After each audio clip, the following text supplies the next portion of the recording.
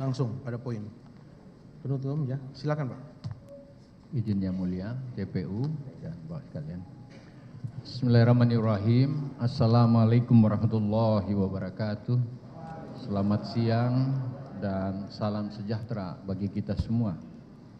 Yang mulia Majelis Hakim, yang terhormat para penuntut umum, yang terhormat tim penasihat hukum dan para hadirin yang sama saya hormati. Anna wa syukran lillah wa la haula wa la quwata illa billah. Rabbi sholli sodri wa yassir li amri wahludatan min lisani yafqahu qawli jalali yasirin min ahli. Sebuah kesyukuran karena pada hari ini Jumat tanggal 5 Juli 2024 saya diberi kesempatan dan kesehatan oleh Allah Subhanahu wa taala untuk menghadiri sidang pembacaan nota pembelaan di hadapan yang mulia Majelis Hakim, jaksa penuntut umum dan para penasihat hukum yang bertempat di Pengadilan Negeri Jakarta Pusat. Setelah persidangan yang cukup lama dan melelahkan, akhirnya sampailah kesempatan bagi saya untuk membacakan pembelaan pribadi dalam perkara ini. Saya membaca pledoi ini dalam ruang sesap pengadilan, di mana sirkulasi informasi dalam kesaksian selama ini bagi langit mendung yang kadang mengandung guntur dan petir bagi saya. Namun sebagai warga negara yang taat hukum, saya meyakini bahwa dalam sidang inilah cahaya keadilan yang terang benderang akan didapatkan melalui keputusan Majelis Hakim yang terhormat. Majelis Hakim yang terhormat, betapa sulit membuat nota pembelaan ini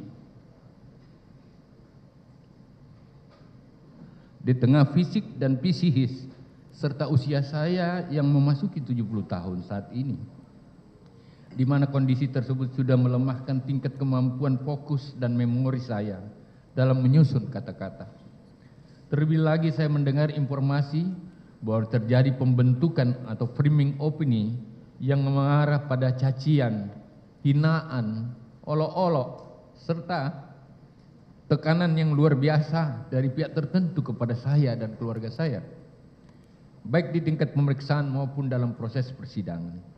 Mulai dari berita bohong atau hoax bahwa saya menghilang dan melarikan diri pada saat melaksanakan tugas negara di luar negeri, sampai pada hal-hal yang menurut saya melampaui batas keadaban masyarakat Indonesia. Hal tersebut membuat saya hampir merasa putus asa, mengingat saya selama ini hanya berniat untuk bekerja, memberikan pengabdian terbaik bagi bangsa dan negara di seluruh rakyat Indonesia, dan menjadikan tugas tanggung jawab saya menjadi bagian dari ibadah saya pada Tuhan Yang Maha Kuasa, baik itu sebagai aparatur maupun anggota masyarakat. Pembentukan atau framing opini tersebut seakan menjadi vonis yang mendahului putusan hakim. Psikologi yang terbentuk membuat kepanikan dan ketakutan bagi orang-orang yang sebenarnya mau memberi kedudukan baik fakta maupun moral. Seakan tuduhan kepada saya ini bisa menyeret semua orang yang pernah berkenalan dan menjalin silaturahmi dengan saya, baik dalam kedinasan maupun secara pergaulan. Bukankah hukum dibentuk untuk membuat keteraturan dan kedamaian, bukan menebar ketakutan dan fitnahan? Apalagi sepemahaman saya, asas praduga tak bersalah, presumption of innocence, harusnya dijunjung tinggi oleh semua orang, serta memberi hak jaminan perlindungan dan kesetaraan bagi warga negara di bumi tercinta ini. Sedari awal sejak dimulainya pemeriksaan kasus ini, pembentukan framing opini tersebut terproduksi dengan hebat. Isu liar dan tuduhan sesat terus terkapitalisasi, seolah-olah saya sebagai manusia yang rakus dan maruk. Hal tersebut saya yakini dirangkai untuk mempengaruhi publik dan membunuh karakter saya, karakter examination, dan mungkin juga berniat untuk mempengaruhi majelis hakim dalam memutuskan perkara ini. Bahkan kelihatannya ada yang ingin mencari popularitas pada kasus ini. Majelis hakim yang saya hormati, dalam proses persidangan ini saya melihat begitu tega dan kejinya tuduhan serta fitnah dari orang-orang yang saya anggap dekat dengan saya. Saudara Panji yang saat itu saya angkat sebagai ajudan, karena pertimbangan mempunyai latar belakang sebagai pegawai Kementan yang masih muda dan bebas kepentingan, dengan harapan mampu mengawal dan menjaga saya dan menjalankan tugas dari hal-hal yang dapat merugikan saya sebagai menteri, namun tak disangka melemparkan tuduhan-tuduhan tak berdasar dengan berbagai asumsi dan rekayasa informasi. Dengan pemanfaatan posisi sebagai orang dekat menteri dan bertugas setiap saat di samping menteri. Terlebih lagi tuduhan Panji tersebut menyeret-nyeret keluarga saya dan menggambarkan sesuatu yang berlebihan yang pada faktanya memperkuat alibinya untuk menjalankan peran seolah-olah untuk kepentingan menteri. Sejenak saya tidak mampu membayangkan hal ini, Yang Mulia. Saya dan keluarga hanya bisa menyerahkan kehadirat ilahi terhadap pengkhianatan kebaikan yang telah saya berikan kepada saudara Panji. Tuduhan Panji terus akan melekat sepanjang hidup saya. Meskipun demikian istri dan anak-anak saya dengan penuh kesabaran, ketulusan dan keikhlasan mengingatkan dan meyakinkan saya bahwa api keadilan tidak akan pernah padam bagi orang yang bekerja demi kebaikan orang banyak. Untuk itulah saya terus tidak boleh berhenti menantikan keadilan melalui penetapan yang mulia majelis hakim. Harapan keadilan itu terus ada selama 160 hari berlangsungnya sidang ini. Dari dalam kamar sempit ruang tahanan yang jauh dari berbagai fasilitas dan kehangatan keluarga terus terpanjatkan agar keadilan bagi saya yang telah mengabdi dan meniti karir semenjak dari lurah, kepala bagian, camat, saya sekwilda, saya bupati, saya kepala biro, saya wakil gubernur, saya gubernur, dan menteri dapat terijabah oleh Allah. Demikian pula saya berharap mampu beradaptasi untuk lepas dari tekanan opini menyesatkan yang saya hanya ingin membandingkan betapa sulitnya fakta yang saya lihat dan alami ketika bangsa bersoal. Saya menjadi orang yang dipercaya oleh presiden dan negara dalam menata relawan tsunami Aceh. Hari ketiga tsunami saya sudah berada di sana atas perintah negara menangani masalah tsunami Aceh. Dan pada saat konflik-konflik perdamaian yang terjadi bagi kepentingan bangsa, saya koki perdamaian kerusuhan Ambon, perang etnis, perang agama. Saya kokinya pertemuan Poso, dan saya senior advisor yang diutus oleh negara menyelesaikan masalah Papua yang terakhir. Yang Mulia Majelis Hakim, di dalam tuntutannya jaksa penuntut umum telah menyatakan bahwa saya dianggap bersalah melakukan tindak pidana korupsi secara bersama-sama dan berlanjut sebagaimana dakwaan alternatif pertama, dan kemudian memohon agar saya dijatuhi pidana penjara selama 12 tahun dan pidana denda sebesar 500 juta, subsidiar pidana kurungan selama 6 bulan, dan membayar uang pengganti sebesar 44 miliar 269 juta 777.204 dan 30.000 US dollar yang apabila tidak dibayar diganti dengan pidana penjara selama 4 tahun. Saya berserah diri kepada Allah Subhanahu wa taala atas tuduhan tersebut. Akan tetapi saya merasa dizalimi karena dianggap melakukan perbuatan yang memang tidak pernah saya lakukan. Oleh karena itu dalam pledoi pribadi saya mengelompokkan pada 3 pembahasan pokok, Yang Mulia.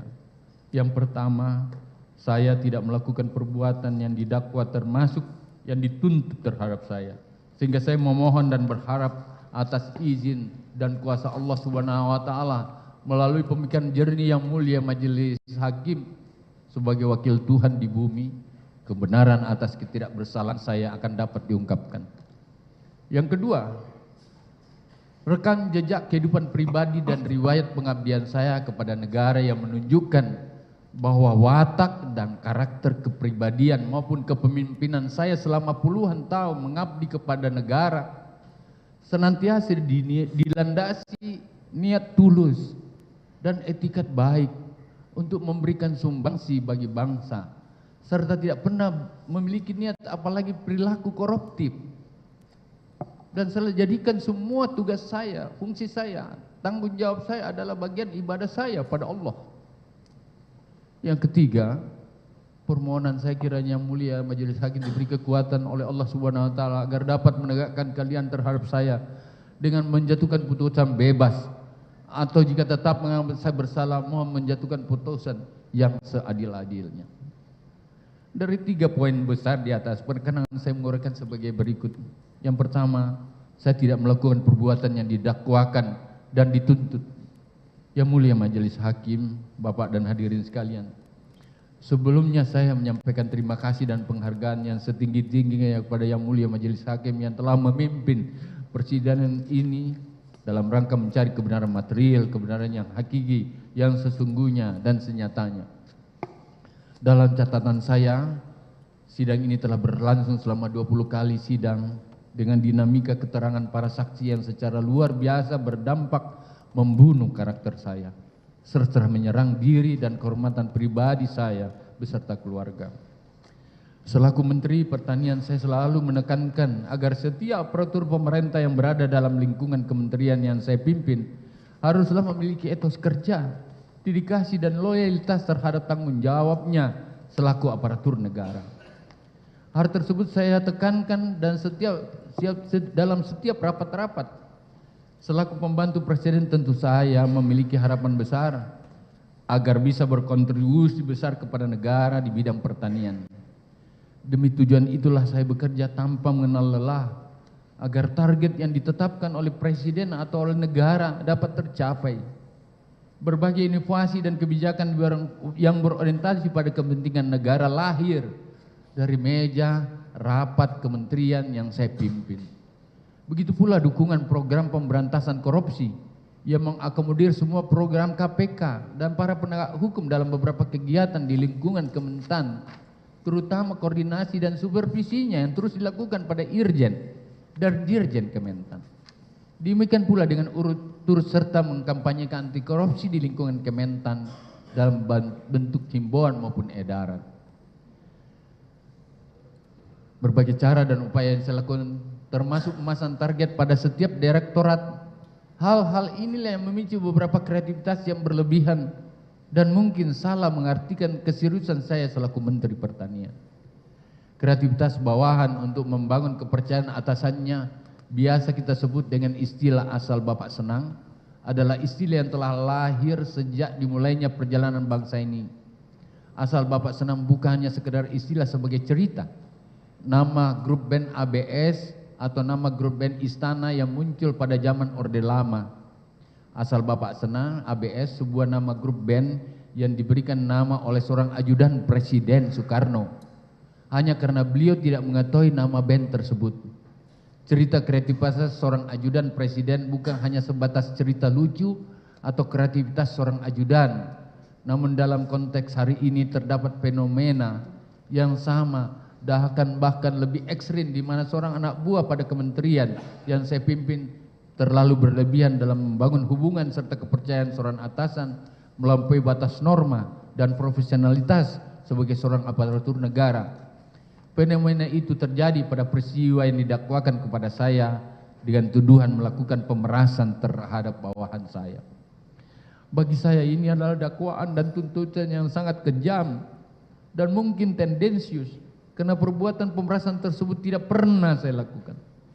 Banyak cara yang dilakukan insan Kementan untuk melakukan pendekatan, salah satunya melalui dapur, di mana mengatakan aman, di mana dengan melayani keluarga saya seolah-olah memang bagian dari hak dan fasilitas dari seorang menteri beserta keluarganya, dengan harapan jabatannya aman, bahkan baik, bahkan naik.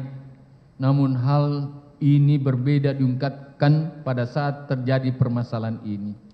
Seolah-olah ini adalah inisiatif dan permintaan saya. Cuma terkonstruksi, menuding ke atas, ini semua perintah menteri. Bagaimana mungkin istri, anak, cucu saya bisa kenal, tahu, apalagi melakukan hal tersebut kalau tidak dimulai dengan pendekatan dan cari muka dan berharap pamrih, antara lain naik jabatan, punya akses ke menteri dan lain-lain dengan modus menawar-nawarkan pembelian tiket, pembelian barang, penalangan pembelanjaan dengan berbagai perbaikan dan berbagi perbaikan. Dan semua ini seakan menjadi fasilitas untuk keluarga menteri dengan ucapan khas, nanti kami yang selesaikan, nanti kami yang selesaikan. Dari rangkaian proses persidangan, akhirnya saya mengetahui bahwa saya dinyatakan sebagai tersangka pada tahap penyidikan dan diajukan di persidangan ini sebagai terdakwa didasarkan pada keterangan saksi-saksi, keterangan yang menyebut-nyebut nama saya, memberatkan saya tersebut selain tidak sesuai dengan kenyataan, juga tidak memenuhi kualifikasi sebagai keterangan saksi yang dapat menjadi alat bukti sah, sehingga seharusnya tidak dapat digunakan sebagai dasar untuk menyatakan saya bersalah melakukan tindak pidana yang saya uraikan sebagai berikut. Pertama, dakwaan dan tuntutan terhadap saya melanggar asas non testimonium di auditu, keterangan yang diperoleh dari orang lain bukan merupakan keterangan saksi, karena didasarkan keterangan saksi yang hanya mendengarkan dari kata orang lain, yang hanya katanya.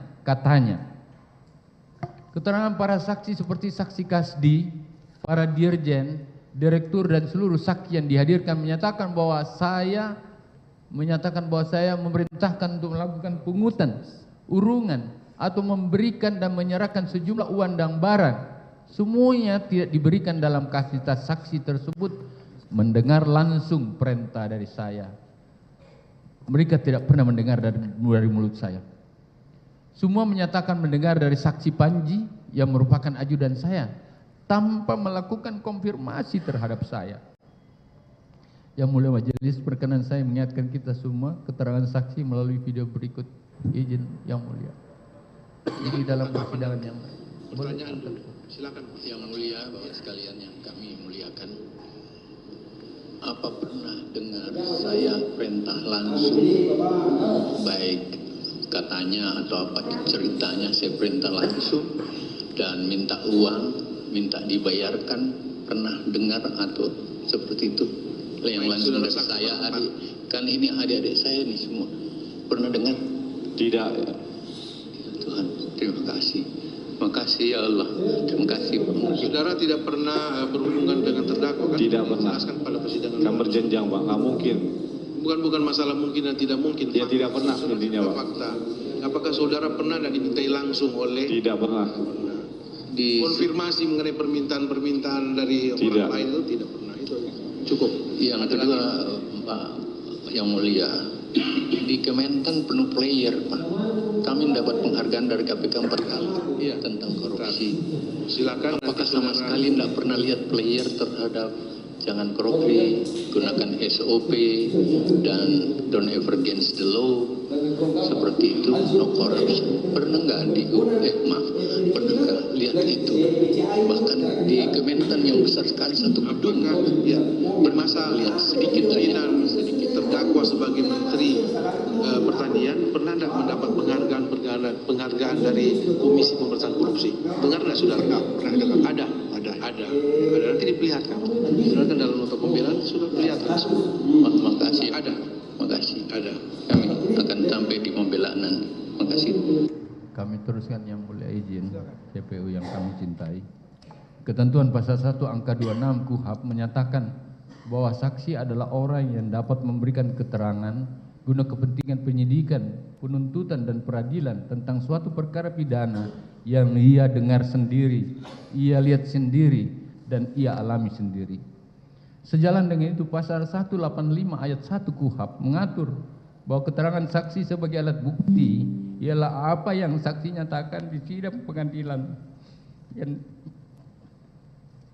yang dalam penjelasan pasal tersebut menyatakan bahwa keterangan saksi tidak termasuk keterangan yang diperoleh dari orang lain atau testimonium di auditu.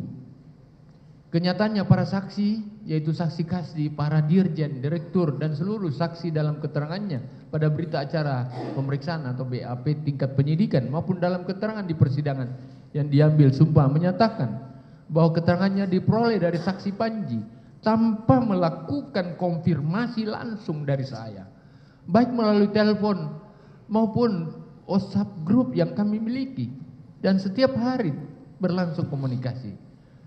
Tidak mendengar secara langsung dari saya tanpa melakukan konfirmasi terhadap saya. sehingga keterangan saksi-saksi yang memperoleh informasi dari orang lain atau testimonium di auditu sesuai pasal 185 ayat 1 KUHP berikut penjelasannya tidak dapat menjadi alat bukti untuk menyatakan kesalahan saya, dan sejatinya saya memang tidak pernah menyampaikan pada saksi hal-hal yang diterangkan para saksi tersebut. Yang kedua, dakwaan dan tuntutan terhadap saya melanggar satu saksi bukanlah saksi, unus testis nullus testis, karena keterangan seorang saksi saja tidak cukup untuk membuktikan bahwa terdakwa bersalah terhadap perbuatan yang didakwakan kepadanya. Ketentuan pasal 185 ayat 2 KUHP menyatakan keterangan seorang saksi saja tidak cukup untuk membuktikan bahwa terdakwa bersalah terhadap perbuatan yang didakwakan padanya. Ketentuan tersebut hanya dapat disimpangi apabila disertai dengan satu alat bukti yang sah lainnya, sebagaimana disebutkan pada dalam pasal 185 ayat 3 KUHP. Sejalan dengan itu, pasal 83 KUHP juga menegaskan bahwa hakim tidak boleh menjatuhkan pidana kepada seorang kecuali apabila dengan sekurang-kurangnya dua alat bukti yang sah. Dari rangkaian ketentuan hukum tersebut saya sangat jelas bahwa untuk dapat menyatakan kesalahan seorang harus didasarkan atas dua alat bukti yang sah. Di persidangan terungkap fakta bahwa keterangan saksi Panji yang menyebutkan saya memerintahkan untuk melakukan pengumpulan, menyerahkan dan atau memberikan sejumlah uang dan barang hanyalah keterangan satu orang saksi saja, karena saksi Panji menyatakan bahwa saat menerima perintah itu hanya seorang diri tanpa adanya orang lain yang mendengarkan. Terlebih itu memang saya tidak pernah menyatakan atau menyampaikan pada saksi Panji baik perintah maupun arah yang bersifat menyimpang, sehingga keterangan tersebut tidak benar dan sangatlah mengada-ada. Dari perspektif hukum, keterangan tersebut hanya keterangan satu orang saksi Panji saja tanpa didukung oleh keterangan saksi lain maupun alat bukti lain.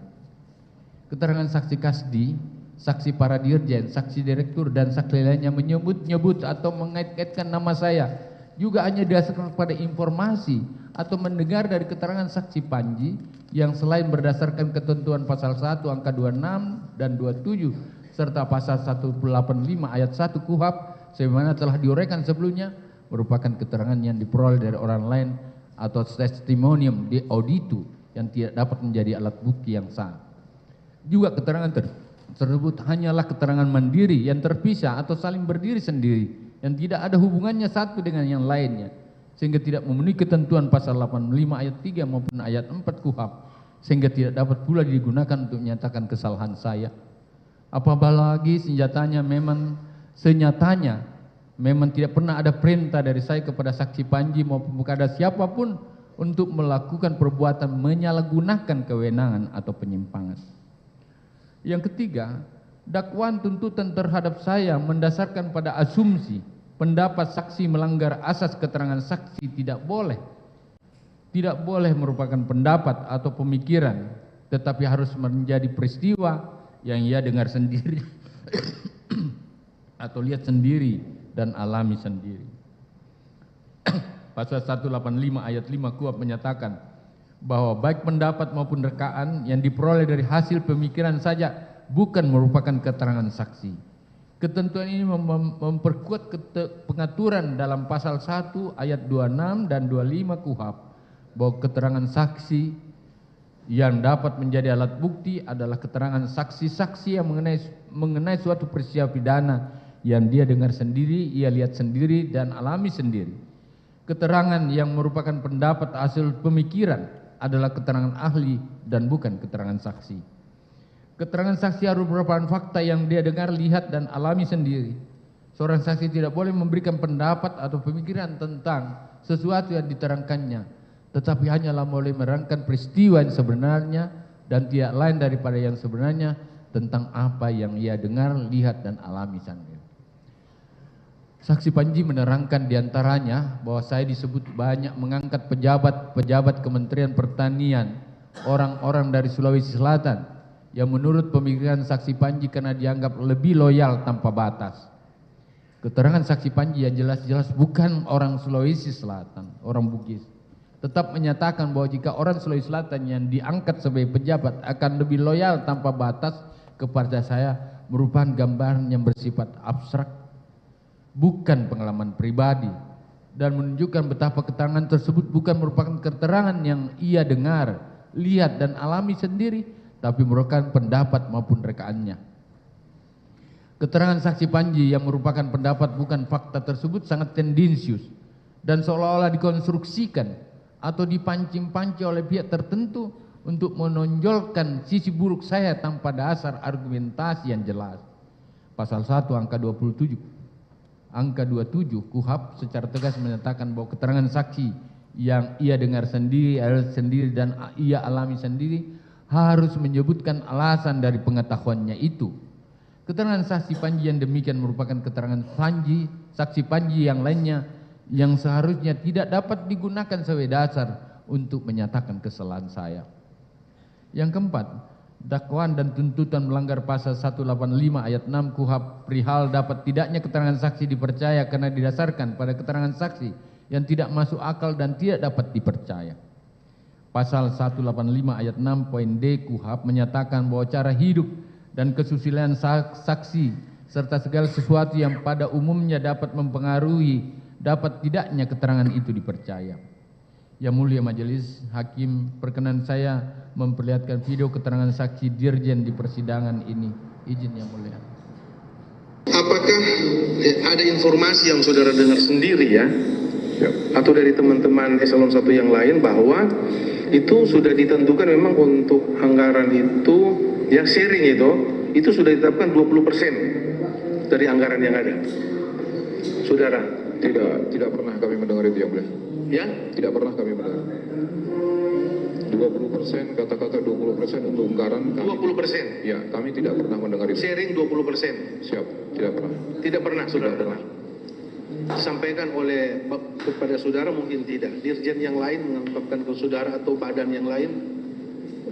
Izin yang mulia, kalau bunyi 20% anggaran, kami tidak pernah menerima informasi itu. Tidak pernah. Kecuali program. Ya? Kecuali program. Maksudnya program apa? Program kan ada program kita di Kementan, 20% diskresi pimpinan, itu kami disampaikan. Oh gitu. Ya, kalau program. Itu resmi ya?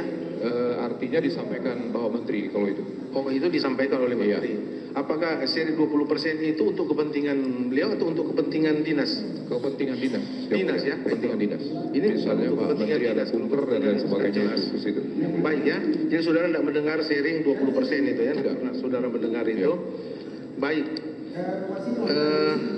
Sharing 20% itu apakah disampaikan oleh Sekjen dalam hal ini Kasdi maupun oleh Menteri, saudara tidak pernah dengar? Kami tidak pernah mendengar untuk sering anggaran 20%. Baik, ini fakta ya? Faktanya. Yang mulia kami lanjutkan, izin. Saksi Panji dalam BAP penyidikan maupun di persidangan menyatakan bahwa saya pernah meminta 20% dari setiap anggaran yang masing-masing satuan kerja di lingkup Kementerian Pertanian. Anggaran Kementerian Pertanian setiap tahun adalah bersekitar kurang lebih 15 triliun yang mulia. Saya sudah menjabat sejak akhir 2009, apabila dihitung 20% atau 1/5 selama 4 tahun sejak 2020 sampai dengan tahun 2023, yaitu 2% atau 1/5 kali 15 triliun per tahun kali 4 tahun sama dengan 12 triliun yang mulia. Maka saya telah menjadi orang yang sangat kaya raya dan berkecukupan, sementara semua harta benda saya yang telah disita oleh penyidik tidaklah besar, sangat jauh dari nilai tersebut. Ini menunjukkan bahwa keterangan saksi Panji tersebut tidaklah masuk akal. Selain itu, apabila benar ia menyampaikan kepada saksi Sekjen, para dirjen, saksi direktur dan saksi lainnya bahwa menurutnya saya telah memerintahkan hal-hal seperti pungutan dan urungan atau memberikan dan menyerahkan sejumlah uang dan barang yang tidak pernah saya perintahkan, menunjukkan pula bahwa saksi Panji bisa dan biasa mencatut nama saya yang memperlihatkan bahwa saksi Panji mempunyai cara hidup dan kesusilaan yang buruk, tidak masuk akal dan tidak dapat dipercaya, dan memang itu sangatlah tidak benar adanya yang mulia. Begitu pula keterangan saksi yang menyatakan bahwa apabila ada pejabat eselon 1 dan eselon 2 tidak bersedia memenuhi permintaan saya akan dimutasi, juga tidak masuk akal. sesuai dengan peraturan perundang-undangan yang mengatur mengenai kepegawaian, tidak ada kewenangan saya terkait pengangkatan, pemindahan atau pemberhentian pejabat eselon 1, eselon 2, bahkan eselon 1 sekalipun. Tetap melalui sebuah SOP yang diatur oleh aturan undang-undang yang ketat. Semua itu kewenangan dan tugas pokok Saksi Kasdi selaku sekjen didasari oleh Pepres. Ini ada aturan dasarnya, Pepres nomor 117 2022 tentang Kementerian Pertanian dan Permentan nomor 19 2022 tentang organisasi dan tata kerja Kementerian Pertanian. Saya tidak mungkin turut campur dalam proses tersebut apabila dalam pengangkatan pejabat di lingkungan Kementerian Pertanian berdasarkan Undang-Undang ASN nomor 5 tahun 2014 menganut merit system, di mana selaku pembina kepegawaian saya hanya membentuk pansel dan prosesnya selebihnya berada di pansel tersebut. Panitia seleksi, pembina kepegawaian dalam hal ini menteri hanya memilih dari nama-nama yang disodorkan oleh pansel tersebut. 3 nama saya tidak pernah koreksi, mulai dari saya penjabat di gubernur, bupati, selalu saya ambil yang tertinggi, boleh dicek. Saya tidak pernah mengambil urutan 1, 2, 3 walaupun itu hak prerogatif untuk mengambil yang di bawah, kedua atau tiga, saya ngambil yang paling di atas. Apabila saya tidak mempunyai kewenangan dalam proses memaksakan diri untuk mempengaruhi sekjen melalui penyalahgunaan berdasarkan aturan, mereka pun dapat mengajukan proses keberatan ke Badan Pertimbangan Aparatur Sipil Negara. Ini diatur, Bapak. Mereka bisa mengatur ke Badan Pertimbangan Kepegawaian. Mereka bisa komplain ke Komisi ASN. Bahkan bisa mengajukan gugatan ke Pengadilan Tata Usaha Negara. Di era sekarang tidak seperti dulu, Bapak. Transparansi, keterbukaan seperti sekarang dapat juga menyebarluaskan melalui berbagai media sehingga viral. Kenyataan hal tersebutlah tidak pernah ada, karena memang saya tidak pernah melakukan perbuatan mengancam, melakukan mutasi atau demosi pejabat selama saya 30 tahun lebih menjadi pejabat tertinggi di unit kerja. Karena memang sangat tidak masuk akal bila saya melakukan hal seperti itu, tidak perlu. Keterangan-keterangan saksi Pak maupun saksi lainnya di dalam suatu hal tidak masuk akal dan tidak benar, berbohong, maka dapat dipastikan bahwa keterangan-keterangan lainnya pun juga tidak benar, Yang Mulia. Oleh karena itu dakwaan dan tuntutan yang berdasarkan pada keterangan saksi-saksi yang tidak masuk akal dan tidak dapat dipercaya karena tidak benar tersebut didasarkan pasal 185 ayat 6 KUHP seharusnya tidak dapat digunakan sebagai dasar untuk menyatakan kesalahan saya.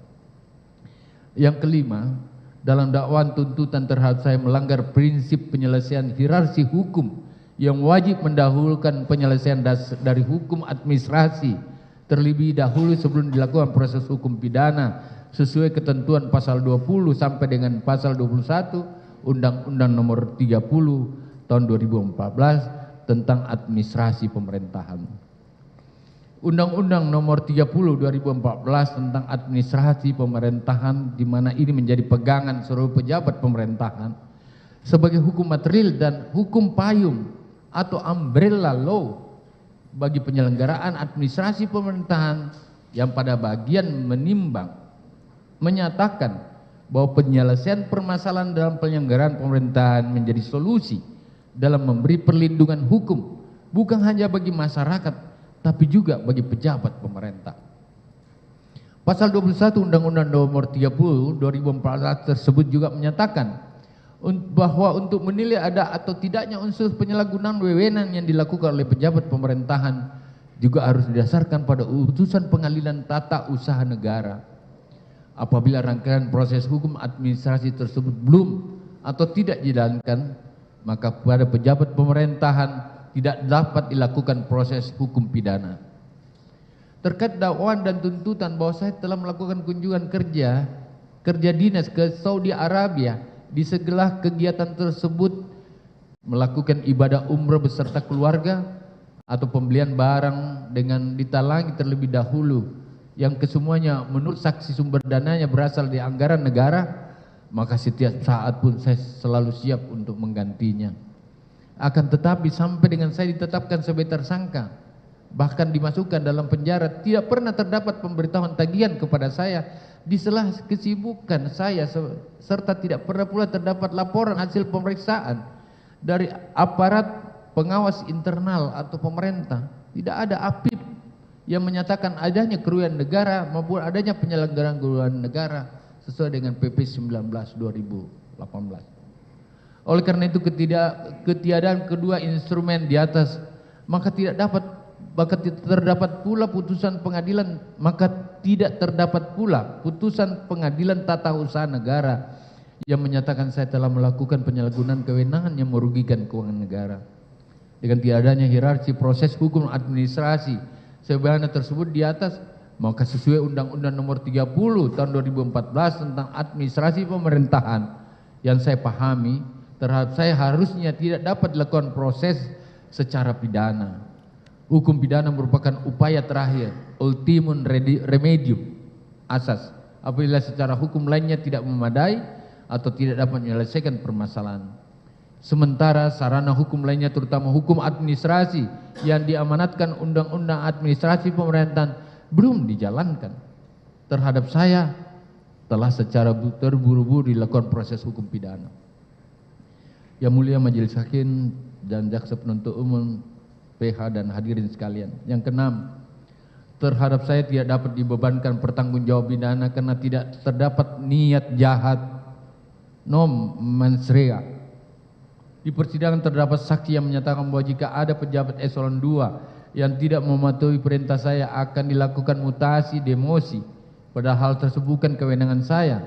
Begitu pula terdapat saksi yang mengatakan bahwa membawa durian ke rumah, padahal saya dan keluarga saya termasuk orang yang tidak suka makan durian, dan dibawanya durian ke rumah saya juga tanpa sepengetahuan atau izin dari saya.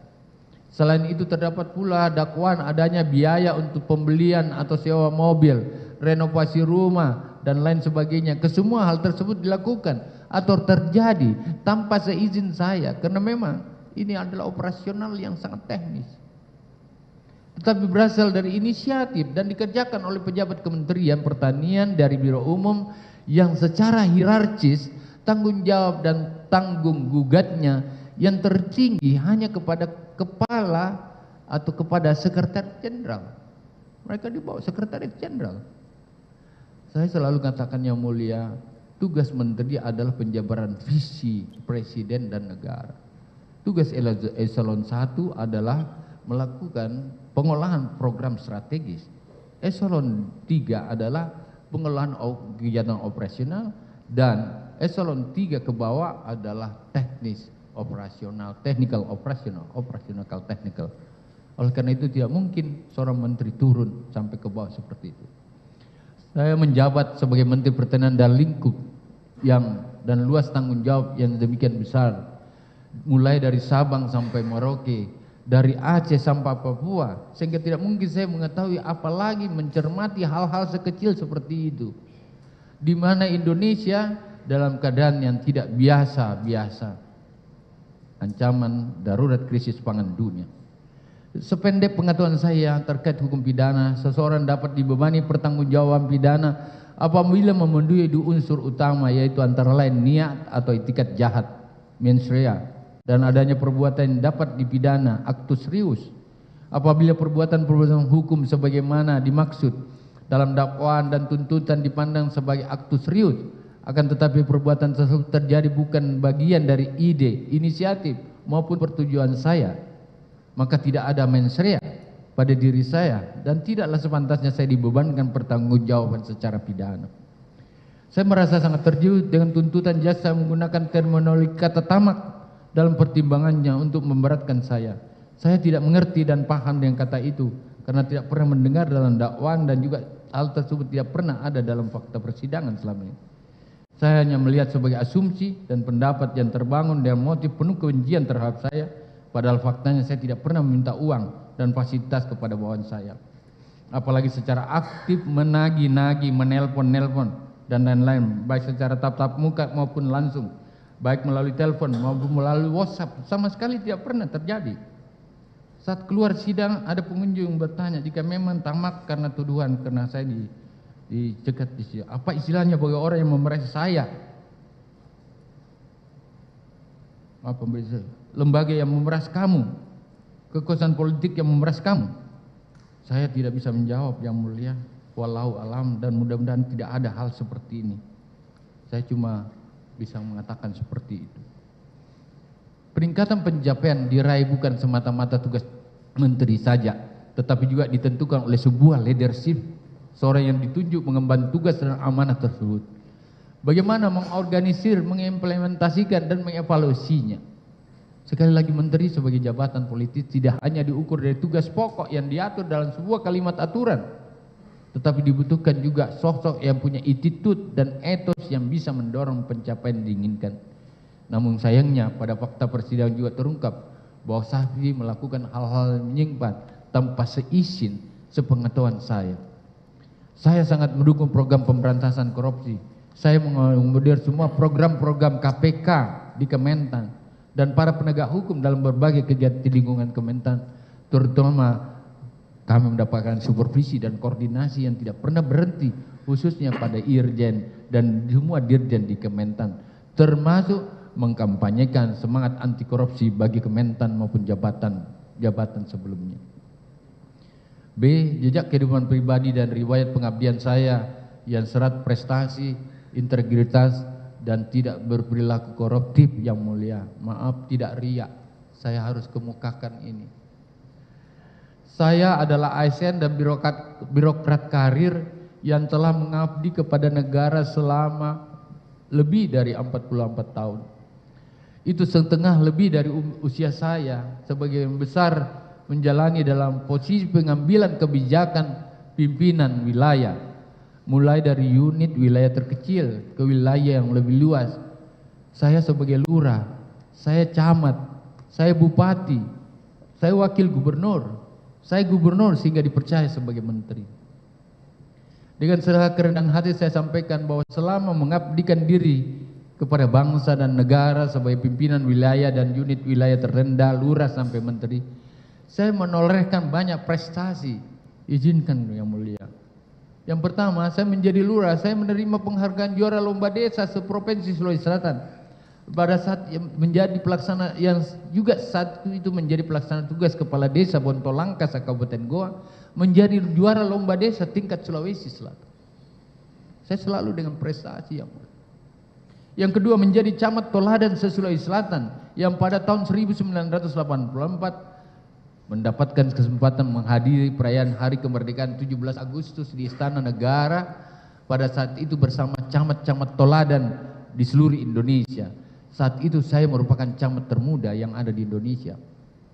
Ketiga, saat saya menjadi bupati, meraih penghargaan yang pertama, tentu yang utama aja, penghargaan Upakarti bidang pertanian dari Presiden Republik Indonesia 1997, penghargaan Manggala Karya Kencana tahun 1997, penghargaan Bakti Koperasi dan Pengusaha Kecil dari Menteri Koperasi dan UKM 1997, penghargaan Satya Lencana Kebaktian Sosial tahun 1998, penghargaan Satya Lencana Pembangunan tahun 2001, daerah percontohan otonomi pertama di Indonesia tahun 2001, di Kabupaten Gola yang merubah Undang-Undang Nomor 5 tahun 74 tentang otonomi daerah, dan itu dimulai dari kabupaten yang saya pimpin.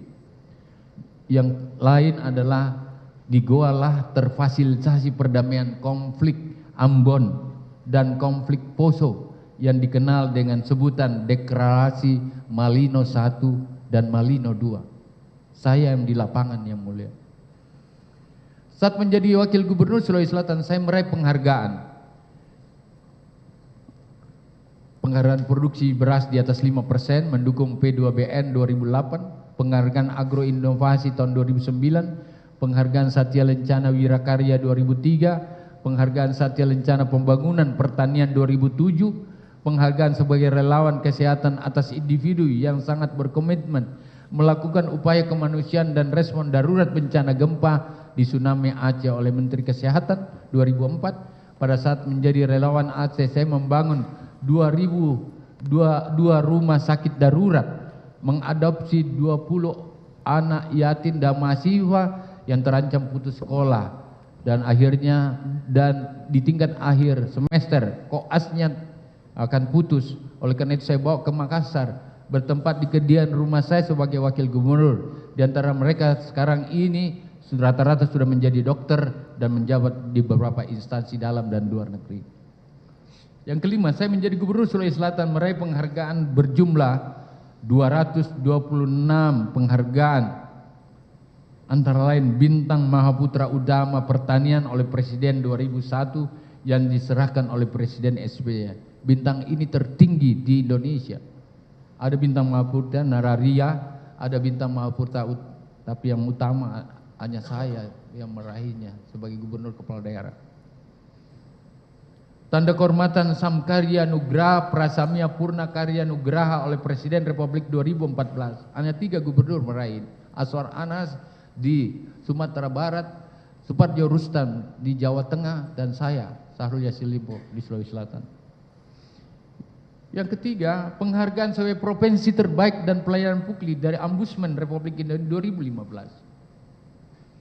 Penghargaan satelit rencana pembangunan pertanian atas peningkatan produksi beras dari Presiden Republik Indonesia tahun 2008 dan 2009. Saya mendapatkan gubernur terbaik pada penghargaan kepemimpinan daerah atau Leadership Award oleh Menteri Dalam Negeri 2018. Saya mendapat penghargaan Astabrata Widya Utama Pamong oleh Institut Pemerintah Dalam Negeri 2018. Saya mendapatkan predikat wajar tanpa pengecualian 7 tahun berturut-turut di bidang pemeriksaan keuangan dari tahun 2011 ke 2017. Adapun pergaulan lain yang tidak sempat saya sebutkan terlampir dalam pledoi ini, yang mulia. Yang 6, saat menjadi Menteri Pertanian saya meraih 71 penghargaan. Di antaranya penghargaan dari Menteri Koordinator Bidang Perekonomian tentang pencapaian penyaluran kredit usaha rakyat pertanian tahun 2020. Penghargaan sebagai tokoh inspiratif pertanian Indonesia tahun 2023. Penghargaan sistem pertanian pangan tangguh swasembada beras tahun 2019-2021 yang ditujukan pada Presiden Republik Indonesia oleh International Rice Research Institute IRI tahun 2022. Penghargaan pengolahan barang dan jasa tahun 2020 dengan kategori paling transparan oleh Kebijakan Pengadaan Barang dan Jasa Pemerintah atau LKP 2020. Penghargaan KPPU Award tingkat pusat oleh Komisi Pengawas Persaingan Usaha tahun 2022. Penghargaan Merdeka Award kategori program inovatif Kementerian pada saat COVID-19 tahun 2021. Pengendalian penularan penyakit mulut dan kuku PMK dari World Organization for Animal Health, Organisasi Kesehatan Hewan Dunia di bawah PBB. Yang ketiga, yang lain penghargaan atas upaya dalam penggerakan sektor pertanian menjadi swasembada beras oleh Forum Komunikasi Perguruan Tinggi Pertanian Indonesia. Penghargaan Kementerian Terbaik Pengelola Informasi dan Komunikasi Publik oleh Kementerian Komunikasi dan Infocom tahun 2019. Saya dipercaya menjadi Ketua Asosiasi Pemerintah Provinsi Indonesia, seluruh Indonesia, yang menaungi seluruh gubernur seluruh Indonesia selama 2 periode. Yang lain, di Roma saya terpilih sebagai Ketua G20 Dunia di Forum FAO. Penghargaan Kementerian Pengelola Informasi dan Komunikasi. Yang ketujuh, saya dipercaya menjadi Ketua Asosiasi Pemerintah Provinsi yang menaungi seluruh gubernur. Saya juga sebagai Ketua Kuartir Daerah Gerakan Pramuka Sulawesi Selatan dan mendapatkan penghargaan Lencana Melati sebagai tanda memiliki jasa pengabdian yang luar biasa bagi Gerakan Pramuka. Kesembilan, mendapatkan penghargaan akademik dari beberapa universitas dalam dan luar negeri antara lain. Universitas Tun Hussein On Malaysia sebagai Doktor Honoris Causa HC Urusan Pertahanan dan Fasilitas Infrastruktur tahun 2016. Universitas Sultan Zainal Abidin Unisca Terengganu Malaysia sebagai Doktor Honoris Causa Bidang Pengurusan dan Kepemimpinan sekaligus mendapat penghargaan dari Bapak Pencetus dan Penggerak Inovasi Pendidikan Sulawesi Selatan oleh Yayasan Diraja Sultan Misan Terengganu Malaysia pada tahun 2017. Saya mendoktorkan kurang lebih 500 orang dari Sulawesi Selatan, antara lain ke perguruan-perguruan tinggi ini. Yang lain adalah Universitas Hasanuddin telah memberikan saya gelar Profesor Kehormatan dalam Tata Negara dan Kepemerintahan tahun 2002, yang sebelumnya menyelesaikan program S3 Doktor di bidang Hukum Ketatanegaraan dan Pemerintahan dengan judul Penerapan Prinsip Good Governance dalam Pengawasan Pemerintahan. Di Universitas Muhammadiyah Makassar saya sebagai dosen Prodi Ilmu Sosial dan Politik Fakultas Ilmu Sosial dan Politik 2018. Yang ke-10 yang mulia, bahkan saya mendapatkan penghargaan dari Komisi Pemberantasan Korupsi KPK berupa penghargaan anti gratifikasi terbaik tahun 2018, penghargaan pengelolaan LKPN terbaik 2019, sertifikasi Aksi Nasional Pencegahan Korupsi AMK atas pengelolaan data penyaluran subsidi pupuk dan pemanfaatan NIK Butuhan, dan puluhan daerah wilayah bebas korupsi oleh KPK ditetapkan di hampir seluruh Indonesia yang saya miliki. Di hadapan Yang Mulia Majelis Hakim, perkenan saya untuk mempresentasikan sebagian capaian kinerja saya sebagai Menteri Pertanian yang mempunyai dampak pada pembangunan nasional yang menyita hampir seluruh aktivitas saya. Maaf, ada yang terlangkai.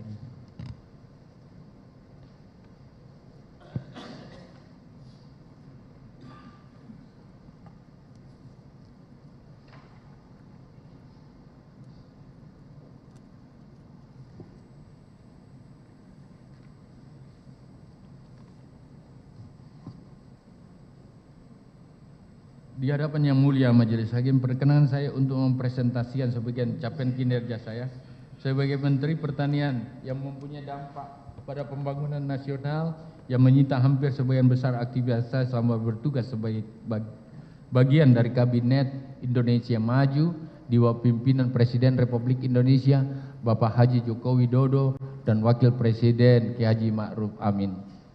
Pada rapat kerja nasional pembangunan pertanian tahun 2021, Bapak Presiden Joko Widodo membenarkan bahwa sektor pertanian telah menjadi sentra di masa pandemik.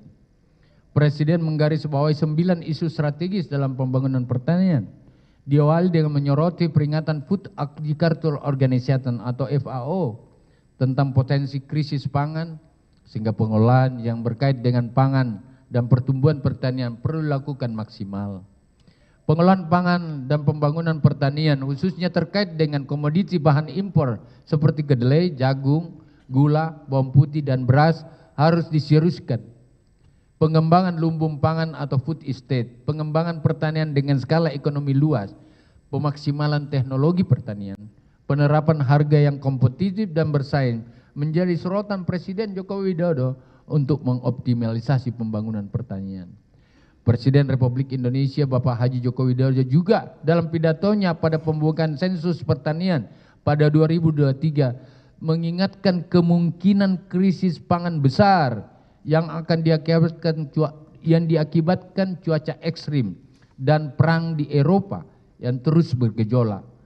Ancamannya adalah 345 juta orang di dunia terancam kekurangan pangan dan kelaparan. Yang Mulia izinkan saya menunjukkan video pidato Presiden.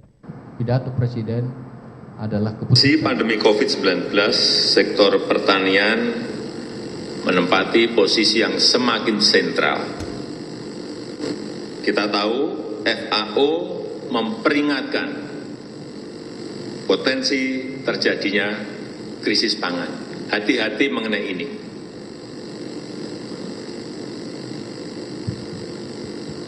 Hati-hati, akibat pembatasan mobilitas warga dan bahkan distribusi barang antar negara, distribusi pangan dunia menjadi terkendala. Dan kita tahu beberapa minggu hari terakhir ini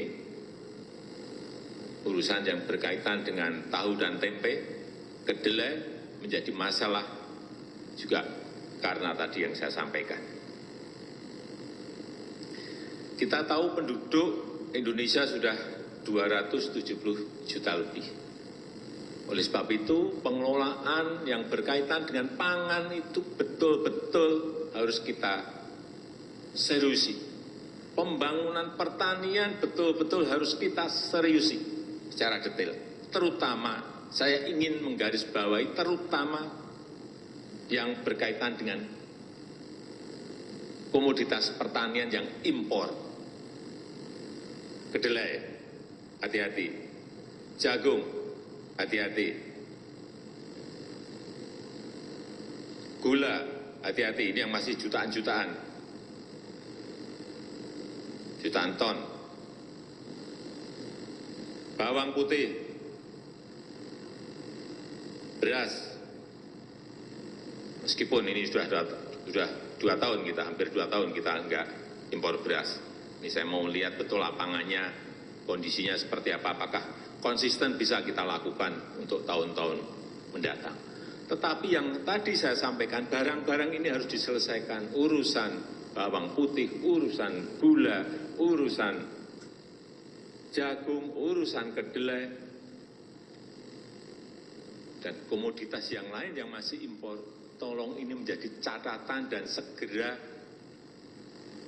dicarikan desain yang baik agar bisa kita selesaikan. Menurut saya tidak bisa kita melakukan hal-hal yang konvensional, yang rutinitas, monoton seperti yang kita lakukan bertahun-tahun. Kita harus membangun sebuah kawasan yang economic scale, nggak bisa kecil-kecil lagi.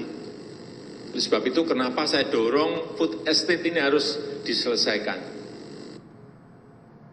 Semuanya punya sense of crisis. Tiap hari kita mendengar mengenai krisis pangan. Bayangkan 345 juta orang di 82 negara menderita kekurangan pangan akut. Dan ini yang betul-betul mengenaskan, 19.700 orang setiap hari meninggal karena kelaparan. Kita patut bersyukur bahwa bulan Agustus yang lalu kita mendapatkan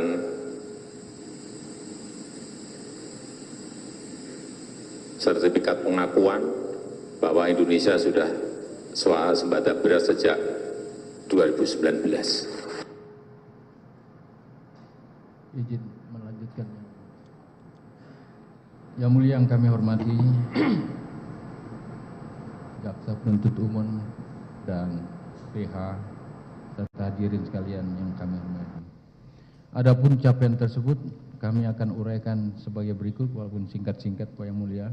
Yang pertama, peningkatan nilai dan pertumbuhan PDB sektor pertanian Indonesia berdasarkan nilai konstan dan harga berlaku. Yang pertama, pada tahun 2020 nilai harga konstan 1.770 triliun dan nilai harga berlaku 2.120 triliun.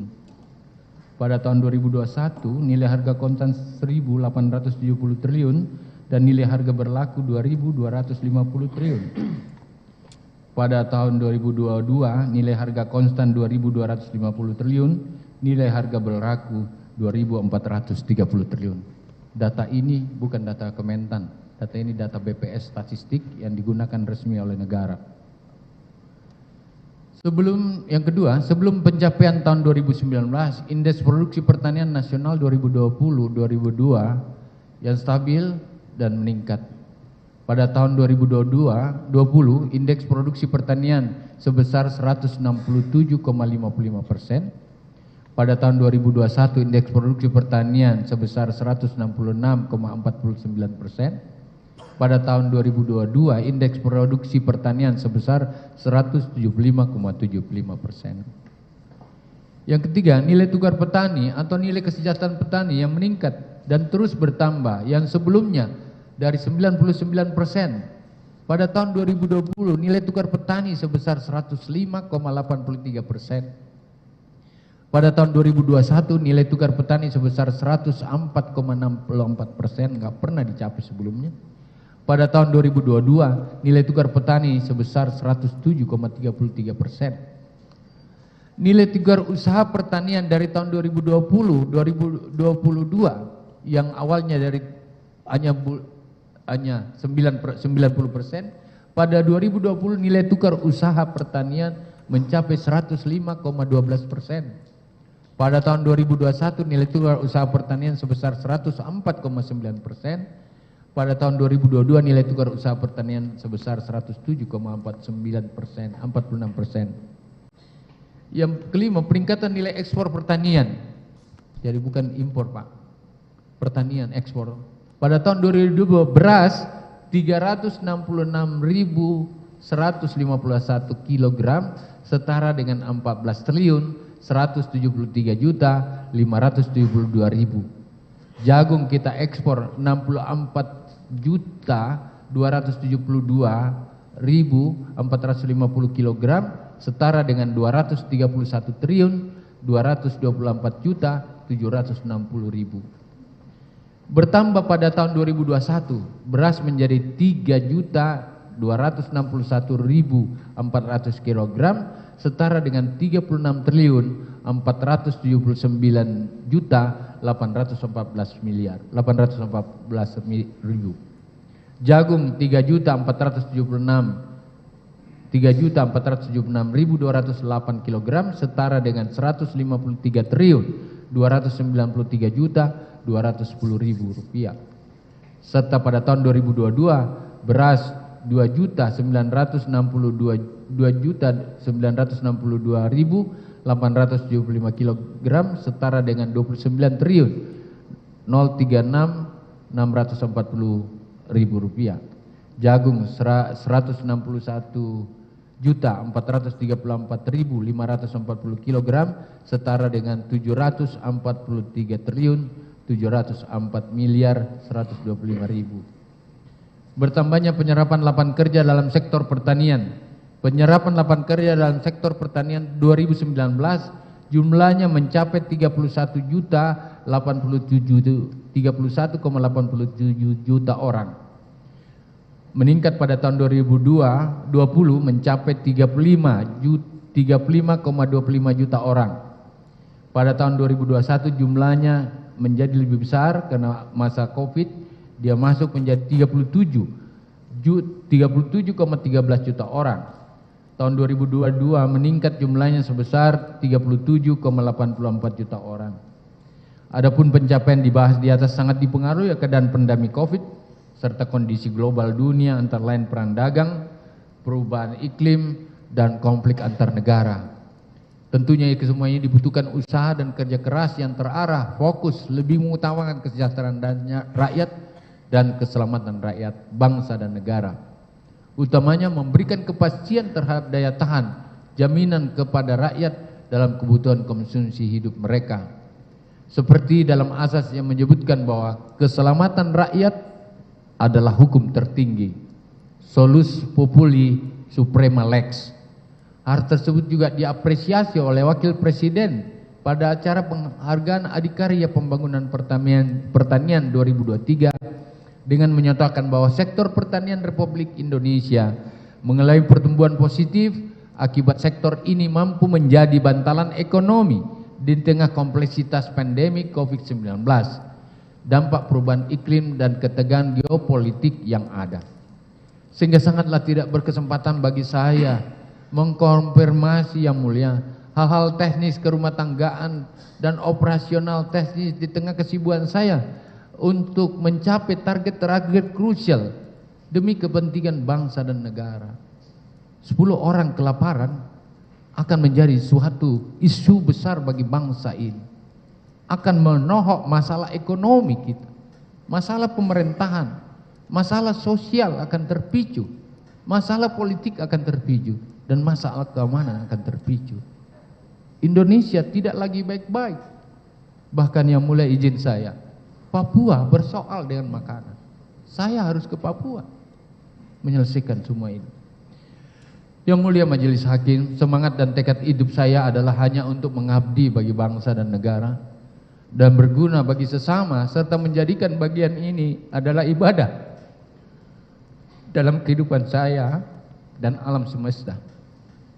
Tidak satu pun niat dan watak karakter saya untuk berperilaku koruptif, mengemis-ngemis minta dari bawah. Tidak. Saya tidak biasa, yang mulia.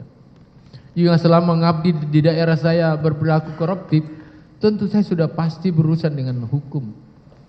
Begitu pula aparat pengawasan internal pemerintah maupun DPR sudah melakukan koreksi, serta di era transparan saat ini, pers yang bebas serta masyarakat yang semakin tinggi kualitasnya pemikirannya, pasti akan dengan masif dan lantang menyuarakan perbuatan tercela saya. Kenyataannya semua hal itu tidak pernah terjadi. Bahkan saya menjadi bupati selama 2 periode. Saya menjadi gubernur Sulawesi Selatan untuk 2 periode. Yang menunjukkan tingkat kepercayaan dan kepuasan masyarakat terhadap kinerja maupun integritas saya. Tegasnya saya selama ini selain berupaya untuk membaktikan diri dan berguna bagi bangsa dan negara, juga berupaya selalu menjaga dan mempertahankan integritas saya. Karena itulah maka saya memberanikan diri pernah mengajukan permohonan agar Presiden Republik Indonesia Bapak Joko Widodo yang saya hormati dan Wakil Presiden Bapak Yusuf Kalla berkenan menjadi saksi adecar saya kemarin. Mengapa ketika saya menjabat sebagai menteri terhadap saya disangkakan dan tidak melakukan perbuatan korupsi? Apabila saya memang berniat melakukan itu, saya pasti sudah melakukannya sejak dari dulu menjabat di daerah. Dan apabila hal tersebut terjadi dengan rentang waktu karir saya sebagai birokrat yang panjang, saya pasti akan sudah menjadi salah seorang yang sangat punya kekayaan. Rumah saya kalau banjir masih kebanjiran, Bapak, yang di Makassar itu. Saya tinggal di PTN.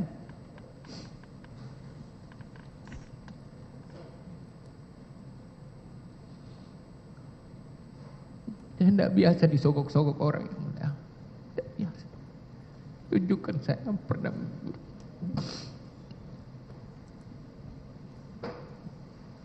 Adapun penerimaan yang saya dapatkan selama ini hanyalah dari honor dan uang perjalanan dinas yang selalu saya tanyakan kepada saudara Kasdi dan Panji, dan keduanya selalu menjawab biaya tersebut semua sudah sesuai aturan, dan kata-kata khas yang selalu saya ingat, ini sudah dipertanggungjawabkan Bapak, ini sudah menjadi hak menteri Bapak, lillahi ta'ala Rasulullah, tidak jadi sembahyang saya kalau dia tidak sebut itu.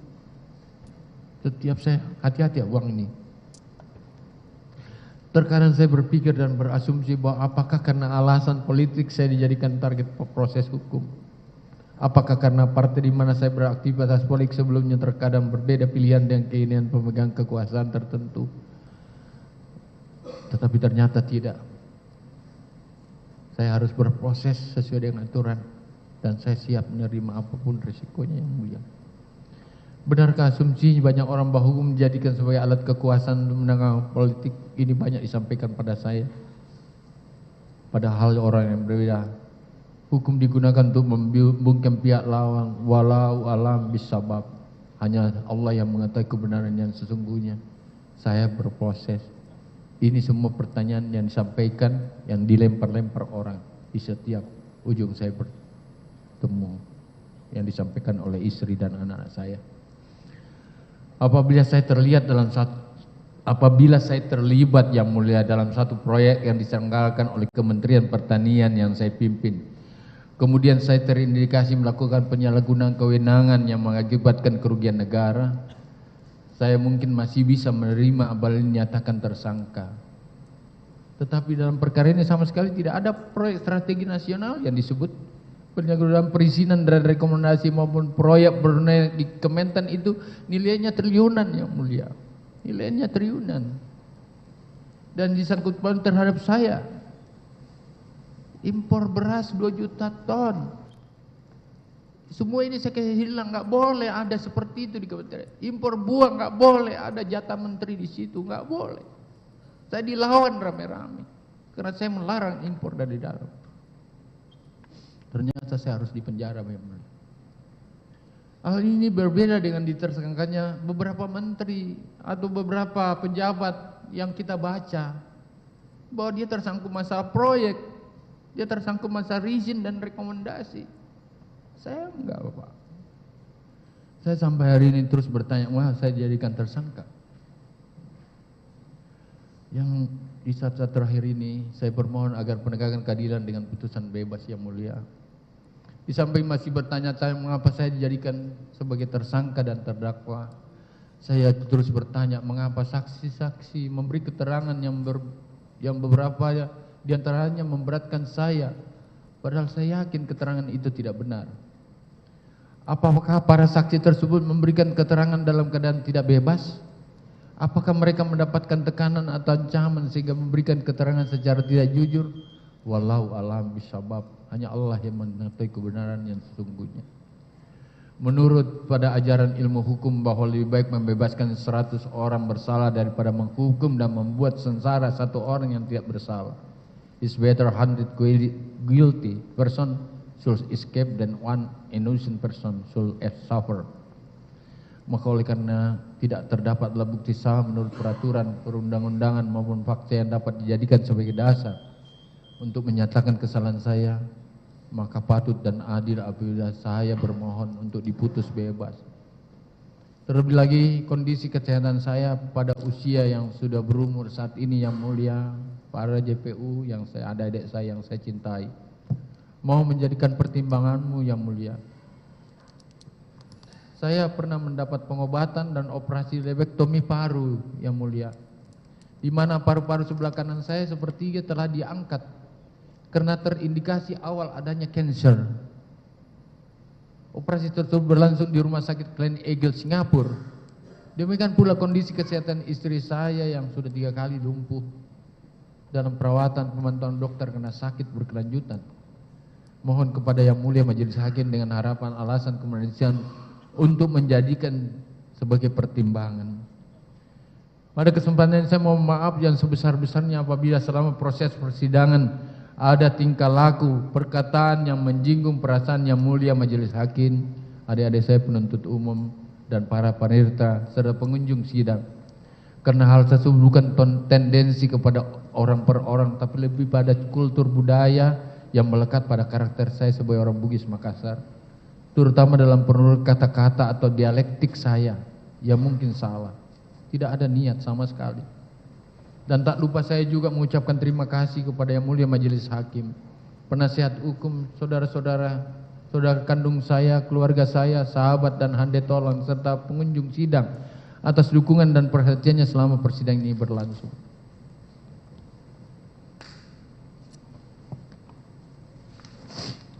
Saya juga minta maaf kepada Majelis Hakim dan seluruh masyarakat Indonesia, khususnya suku Bugis, Makassar, Toraja, dan Mandar, serta juga kepada pemerintah Republik Indonesia dan keluarga, sahabat, kolega, yang apabila selama ini perilaku saya sebagai Menteri Pertanian dianggap tidak berkesesuaian dengan pandangan dan situasi yang ada.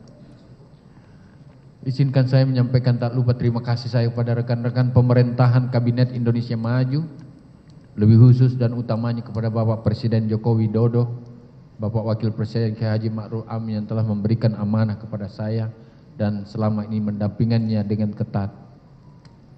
Juga kepada Bapak Surya Paloh selaku pimpinan Partai Nasdem yang saya banggakan atas kepercayaan politik dan persahabatan selama ini terjalin dengan baik.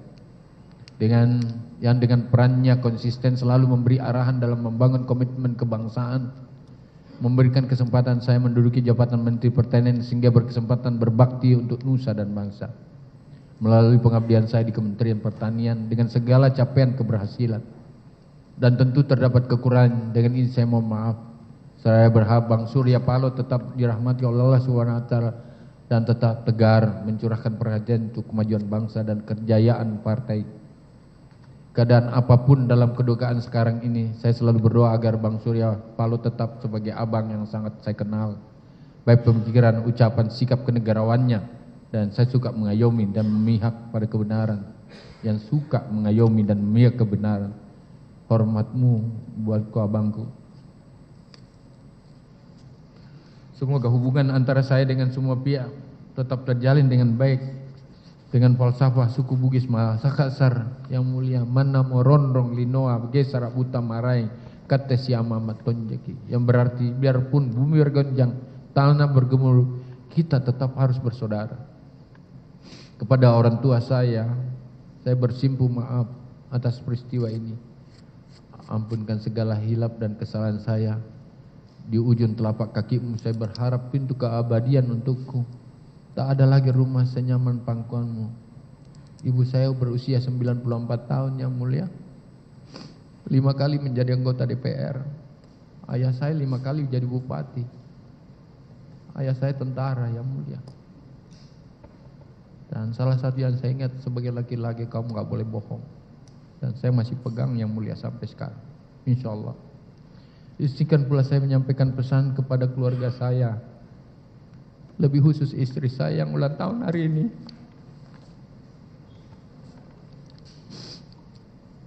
Carilah tangan yang menggenggam kita saat kita jatuh. Carilah mata yang selalu melihat kebaikan kita saat kita tidak sempurna.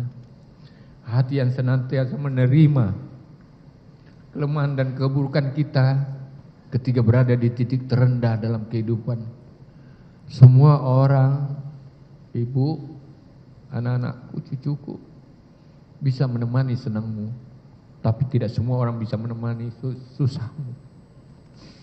Berbagai ujian dan cobaan yang saya hadapi sejatinya hanyalah menambah rasa syukur saya kehadirat Allah Subhanahu wa taala, Tuhan tempat saya meminta pertolongan. Tuhan yang hanya kepadanya lah saya menyembah. Sepenuhnya saya meyakini apapun yang saya alami dan hadapi tak lain merupakan garis takdir yang telah ditetapkannya. Hanya keikhlasan dan rasa syukur yang patut saya perlihatkan kepadanya. Terkhusus istri saya Ayun Sri Arahab yang hari ini bertepatan pada tanggal lahirnya. Pada saat saya di sidang, 2 kakak saya meninggal yang mulia. Makanya yang sering mengawal saya di persidangan ini meninggal. Yang tegak dan istri saya tegak mendampingi saya dalam sidang segala peristiwa. Menjadi sumber kekuatan saya. Belahan jiwa yang selalu menjadi tempat saya pulang.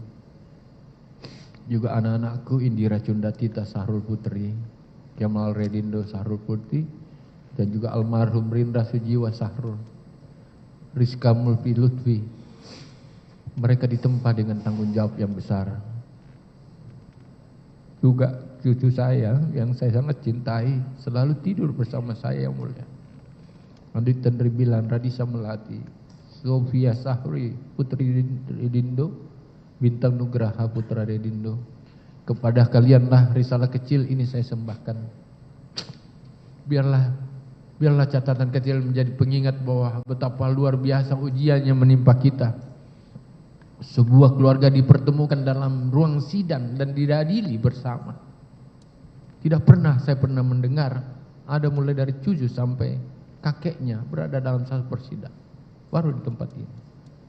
Bahkan tidak hanya itu, seluruh telunjuk seolah-olah menuding-nuding saya dan kalian tanpa memberi ruang yang cukup bagi kita untuk mengatakan kebenaran. Ketahuilah betapa saya sangat bangga dan mencintai kalian. Ketabahan dan ketegaran kalian juga lah yang sejatinya membuat kita mampu melewati ini semua. Catatan kecil ini akan menjadi pengingat, pengobat, pembelaan atas seluruh framing jahat dan tidak adil atas permasalahan yang saya dan kalian hadapi. Yang secara sengaja dilakukan untuk menghina, merendahkan derajat saya dan kalian yang terbangun puluhan tahun yang ada. Tetapi yakinlah, Allah tidak tidur dan akan melihat kebenaran yang pernah kita lakukan. Janjinya bahwa kebenaran pada akhirnya tidak pernah bisa dikalahkan. Ia bisa disalahkan, tetapi tidak bisa dikalahkan. Di balik semua, yakinlah Allah Subhanahu wa taala menganugerahi hikmah yang luar biasa besar bagi kita semuanya. Kiranya Allah Subhanahu wa taala terus memahami dan meridai kita semua. Amin ya Allahumma amin. Majelis hakim yang mulia, yang terakhir, saya bukan penjahat yang mulia, apalagi pemeras. Saya bukan pengkhianat. Saya ini pejuang dari negara bangsa ini. Saya belum pernah dihukum yang mulia. Saya menyesali perbuatan saya. Saya siap bertanggung jawab Yang Mulia. Namun saya ingin pertinggalkan untuk saya bisa bebas dan berkumpul kembali dengan keluarga tercinta di sisa hidup saya di umur 70 tahun ini. Berdasarkan hal di atas, maka saya mohon kepada Yang Mulia Hakim atas izin Allah Subhanahu wa taala dilandasi hati nurani untuk memutuskan kepada saya putusan bebas atau putusan yang seadil-adilnya. Wabillahi taufiq wal hidayah. Terima kasih Yang Mulia JPU PH dan seluruh hadirin. Semoga ridha Allah bersama kita. Kita semua tetap dalam lindungan Tuhan. Sekian, Assalamualaikum warahmatullahi wabarakatuh. Izin saya menyerahkan. Ya, silakan.